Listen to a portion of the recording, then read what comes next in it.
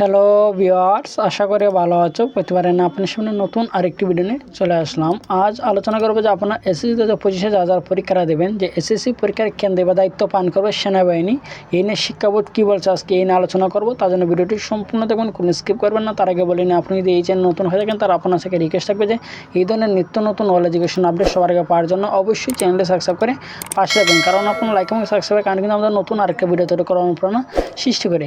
YouTube এবং ফেসবুকে কিন্তু একটা বিষয় নিয়ে কিন্তু সবাইকে কল্পনা চলছে যে এবার এসএসসি পরীক্ষার কেন্দ্রের দায়িত্ব পান করবে সেনাবাহিনী। আসলে শিক্ষা বোর্ড কী বলছে আজকে এই নিয়ে আলোচনা করবো। তার জন্য ভিডিওটা কন্টিনিউ করুন।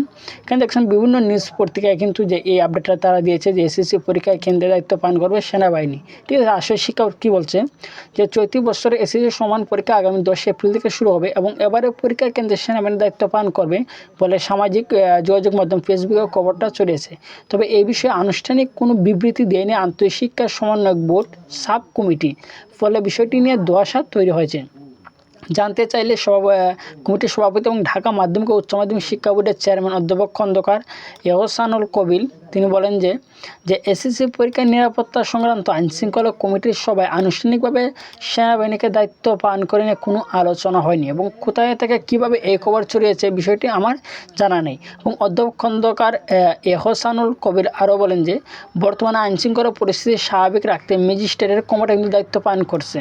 ঠিক আছে, যে বর্তমানে আইনশৃঙ্খলা পরিস্থিতি স্বাভাবিক রাখতে ম্যাজিস্ট্রেটই ক্ষমতা নিয়ে দায়িত্ব পালন করছেন এবং সেই হিসাবে এসএসসি পরীক্ষার প্রশ্নের নিরাপত্তা কিংবা কেন্দ্রের নিরাপত্তা দায়িত্ব তারা পালন করতে পারেন। তবে আনুষ্ঠানিকভাবে কোনো সিদ্ধান্ত হয় না। ঠিক আছে, এখন কিন্তু শিক্ষা বোর্ড থেকে তারা কোনো আনুষ্ঠানিক অর্থাৎ লিখিত কোনো তারা কিন্তু কোনো সিদ্ধান্ত কিন্তু এখনও তারা দেয়নি, লিখিত কোনো সিদ্ধান্ত দেয়নি যে সেনাবাহিনী যে এসএসসি পরীক্ষার কেন্দ্রের দায়িত্ব তারা পালন করবে, অর্থাৎ তাদের সার্বক্ষণিক নিরাপত্তা দেবে। এই নিয়ে কিন্তু এখনও কোনো লিখিত সিদ্ধান্ত হয় নাই। তবে তারা বলতেছে যে এই যে মানে বিষয়টা ভাইরাল হওয়ার যে কারণটা, যে এবার এসএসসি 2025 যা পরীক্ষা দেবেন যে আপনাদের কেন্দ্রের যে দায়িত্ব থাকবে সেনাবাহিনী, আসলে বর্তমানে কিন্তু ম্যাজিস্ট্রেটের দায়িত্ব পালন করেছে সেনাবাহিনী, সেই হিসাবে কিন্তু অনেকে হয়তো এই গুজবটা ছড়াচ্ছে। ঠিক আছে, এখন কিন্তু শিক্ষা বোর্ড থেকে এই নিয়ে কোনো আপডেট তারা দেয় নাই।